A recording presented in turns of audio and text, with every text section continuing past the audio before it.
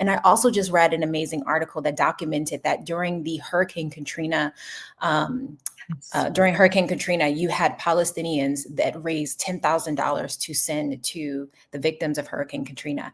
And this is not just a recent solidarity. We can look back all the way to Malcolm X and Martin Luther King, who understood that our liberation was deeply tied to one another, because our oppressors are the same, one and the same. And you can look at what's happening in the Congo and Sudan. They're all interconnected. Our suffering is being orchestrated by the same oppressor. Yeah. And that's not, it's not symbolic to say that we are interconnected. I love that you brought up those specific examples of our solidarity, but also our oppressors are interconnected. The Israeli government has trained hundreds of US police departments and vice versa. They share tactics, they share crowd control strategies, they share surveillance materials. So when we talk about abolition and demilitarization, Palestine is absolutely a part of that conversation.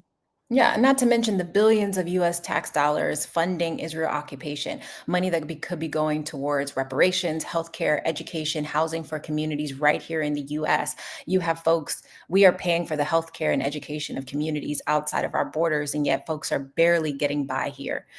So yeah, if you're trying to figure out how your life is connected, it is directly connected by the decisions made by our legislators, but also what our tax dollars are being used for and the violence that is being created in our name.